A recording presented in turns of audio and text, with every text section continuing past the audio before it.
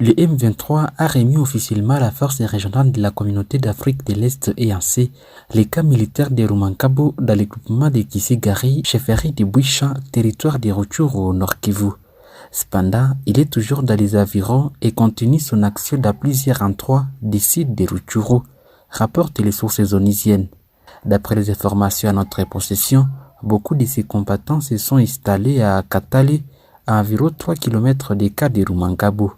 Par ailleurs, des dizaines de déplacés installés à Kanyaruchinya, dans la périphérie de Goma au Nord Kivu, avaient tenté de se rendre à Rumankabo après avoir appris que les contrôles de la zone étaient transférés à la force régionale de l'EAC. Beaucoup d'entre eux affirment avoir quitté les sites de déplacés à cause des conditions précaires de vie. Cependant, suite à la confusion sur qui contrôle effectivement la zone, beaucoup sont rentrés à Kanyaruchinya. De son côté, la mission onisienne réitère son appel au M23 pour qu'il respecte les décisions du mini-sommet de Luanda en se retirant des zones occupées dans le Nord Kivu et en s'installant dans les endroits identifiés dans les communiqués de Luanda avant le 15 janvier. Le M23 est aussi appelé à cesser immédiatement toutes les hostilités. Cependant, la coordination territoriale de la société civile de Nyiragongo dans la province du Nord Kivu alerte sur la traversée l'avant-midi de ce jeudi 12 janvier 2023 dans les villages de Buhamba, Kabuhanga, Ngobera et Bunzambia à territoire de Nyiragongo.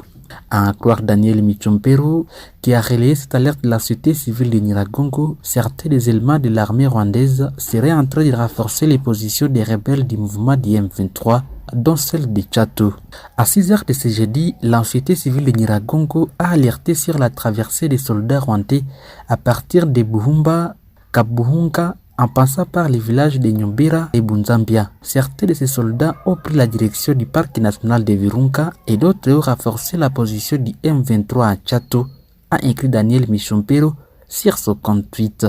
Pour rappel, 5 civils ont été tués et 3 autres grièvement blessés lors d'une attaque des rebelles du mouvement du M23 dans le village de Kitsimba l'avant-midi du mardi 10 janvier 2023, selon les sources de la société civile de la zone. Et puis dans ce communiqué datant du mercredi 11 janvier, l'organisation non gouvernementale internationale Human Rights Watch a épinglé les rôles majeurs du Rwanda dans la détérioration de la situation sécuritaire de la partie est de la République démocratique du Congo. Selon cette ONG, comme il y a 10 ans, le Rwanda continue avec sa vieille méthode de soutien aux terroristes du M23 qui sèment la terreur dans l'est de la République démocratique du Congo, occasionnant au passage le déplacement de 520 000 personnes qui fuient leurs différents foyers. Des récentes attaques menées par les groupes d'experts des Nations Unies sur le Congo ainsi que des recherches de Human Rights Watch ont identifié des preuves selon lesquelles les Rwandais ne se contentent pas seulement de fournir un soutien logistique au M23,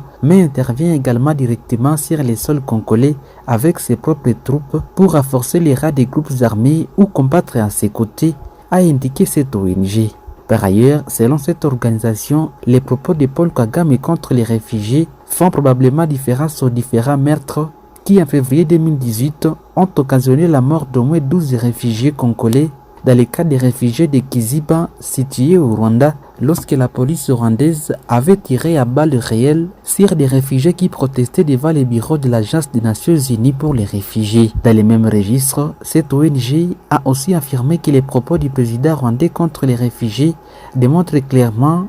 les refus des autorités de ce pays de prendre leurs responsabilités ainsi que d'assurer que justice soit rendue pour les abus perpétrés par les forces de sécurité rwandaises, y compris à l'encontre des réfugiés. L'enquête de la Commission nationale des droits humains sur les meurtres de 2018 a étouffé l'affaire et personne n'a été tenu pour responsable en ces jours. Au lieu de cela, la police rwandaise a arrêté plus de 60 réfugiés et les accusé de participer à des manifestations illégales, de se livrer à des violences contre les autorités publiques et à des actes de rébellion, puis désobéissance aux forces de l'ordre, a renchéri la même source. D'après cette organisation, certains de ces ont même été accusés de propager des formations mensongères dans le but de provoquer l'hostilité de l'opinion internationale face au pouvoir de Kigali. Cependant, depuis le mardi 10 janvier, des violents combats opposent les terroristes du M23 à une milice d'autodéfense à Kisimba, dans la partie nord du groupement de Rusayo. Ces combats qui sont poursuivis ce mercredi 11 janvier ont fait plusieurs morts selon les sources locales. Ces sources précisent que les affrontements sont survenus lorsque les terroristes du M23 voulaient déborder les positions de cette milice dans les villages de Kisimba. Plusieurs témoignages font état de la mort de nombreuses personnes qui étaient à la recherche du charbon dans cette zone. Elles ont été victimes de tirs croisés des belligérants.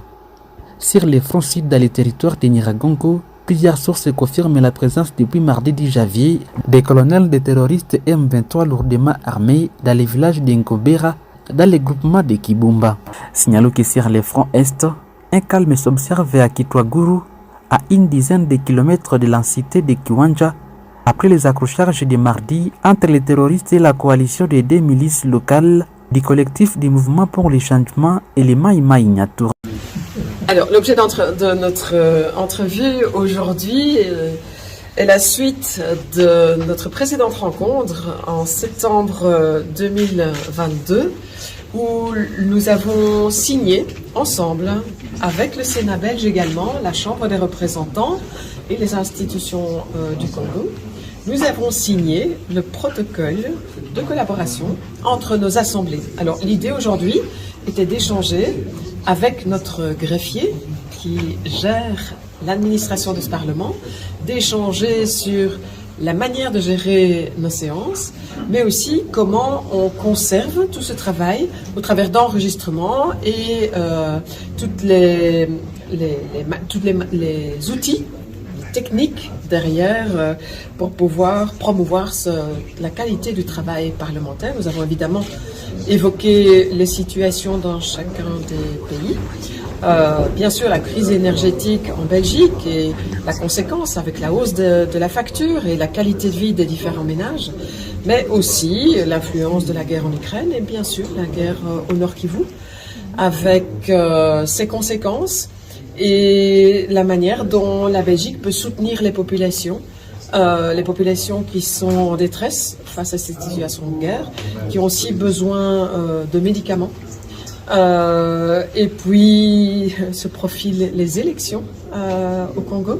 Et donc il y a eu un point évoqué sur l'organisation de ces élections et la préoccupation de pouvoir les organiser comme en démocratie, c'est-à-dire au même moment, le même jour, les élections pour tout le monde avec la plus grande accessibilité, une accessibilité totale pour l'ensemble des citoyennes et des citoyens. Bien, Madame la Présidente, vous avez déjà dit de quoi nous avons parlé. Nous avons effectivement parlé de la consolidation de la coopération entre le Parlement belge et le Parlement congolais. Et nous avons parlé du problème de la formation du personnel du Parlement congolais. C'est comme ça que les responsables de l'administration de la Chambre des représentants belges étaient présents à cette réunion parce que il est question de traiter, de parler également avec vous comment on pourra procéder à la formation après que nous ayons présenté notre état de besoin, un dossier bien préparé. Nous avons parlé de la situation de crise sécuritaire, les conséquences humanitaires que cela entraîne et les obstacles que cette guerre forme quant à l'organisation des élections. Nous avons parlé de tout cela et nous avons demandé l'assistance, l'accompagnement du gouvernement belge, aussi bien pour la fin de la guerre, pour l'aide humanitaire et pour les transports, afin que les élections, le matériel soient transportés à plus bref délai dans tous les coins de la République démocratique. Et nous avons sollicité le concours du Parlement belge auprès de son gouvernement pour connaître la République démocratique du Congo à mettre fin à la guerre pour que les élections soient organisées le même jour dans l'ensemble de la République démocratique du Congo. Merci.